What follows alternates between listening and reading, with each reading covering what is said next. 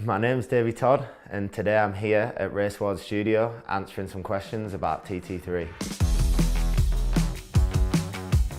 After 3 years out, due to COVID, I thought it was going to be a really difficult time going back to the TT, and I was a little bit worried about what it was going to be like, as were all the other riders.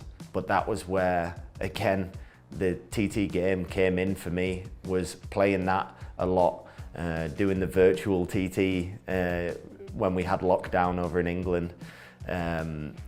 That kept the course fresh in my mind, and honestly, when I went back to the TT for first practice, it felt like I'd never been away. It didn't feel like we'd had any break whatsoever. There's so many of them, honestly, it feels like an all-new game, which is really exciting, but they've moved on so much with the development of the game. The realism of it is so good. I was really impressed straight away on the realistic mode, on the realistic setting. The feeling of the bike feels honestly like real life. Like if you brake too hard, trailing the brake too hard, you'll tuck the front. If you accelerate too hard, you can crash as well. It's so realistic. There's so many details in which has been covered that wasn't in the previous installment. The graphics and the look of the course is really impressive. It really feels like you're in the game, and I think that's a really big difference in it. The handling of the bike as well is totally different and definitely feels more realistic. But also on the other end of the scale, if you're maybe a novice to games and want to get involved with playing the TT game, this has a beginner mode that is so much easier to play than the last game. If you want to play in beginner mode, it's, I think, suited to all capabilities, all abilities at playing games. So it's all covered there, like whether you want your all-out realism game or beginner game and you just want to get involved with the TT course.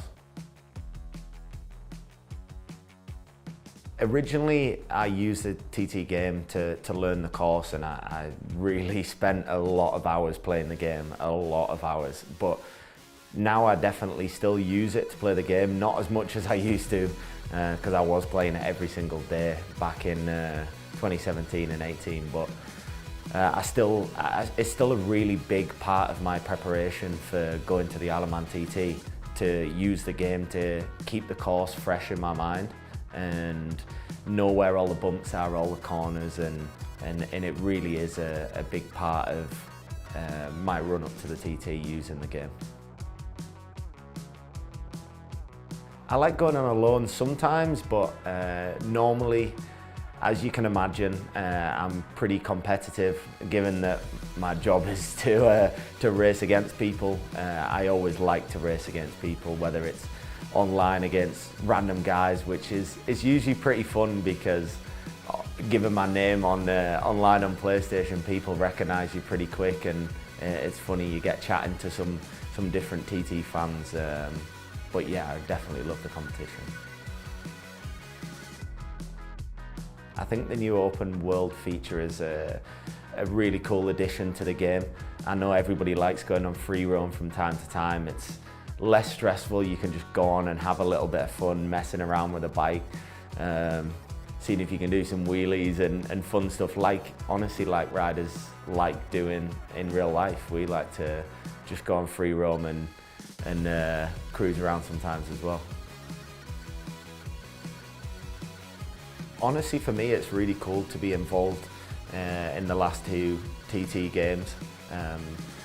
Me, because growing up as a kid, obviously playing motorbike video games, and now getting to the point now where I'm racing professionally, to now be involved with a PlayStation game where you can play as yourself, I think is a crazy thing, but it's really cool to be involved in the development of such a realistic game that honestly you can play on and compare the differences, what it's like playing the game to what it's like in real life, because I guess not many people can do that.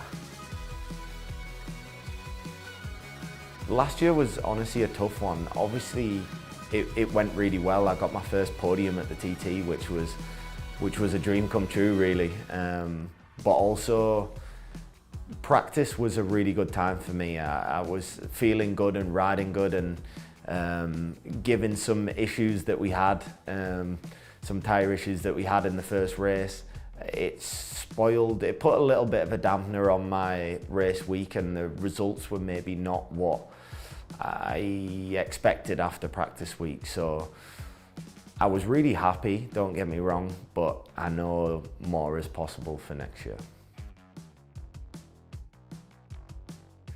So for this year, I definitely want to improve. I just want to keep moving forward, and getting my first podium has definitely lit a fire inside me I don't want it to be my last one. I want many more, and I've had a third position. Now you want you want that top step of the podium, you want a first position. So that's certainly what I'm going to be fighting for.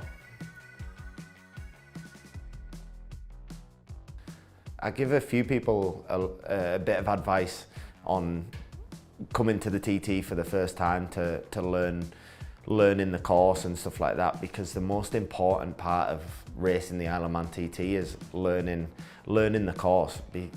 Trying to learn 38 miles of course is really difficult, and learning every single bump and every single corner. You need to know every inch of that track, and one of the most important things and best ways of doing that is on the TT game. It's a perfect representation of the course, so you can play, and when you make a mistake, you can see your mistake in real life. As we're doing laps in a car, you can only drive around at 30 miles per hour a lot of the time. They have speed limits, and you can only drive on one side of the road. Same as watching onboard videos, you can't see your mistakes. So all of it added up is your preparation for the TT, but the TT game is a big part of it. I'm really excited for the game to be released on May the 11th and to play against all you guys online, but also to hopefully see you guys at the TT in real life too.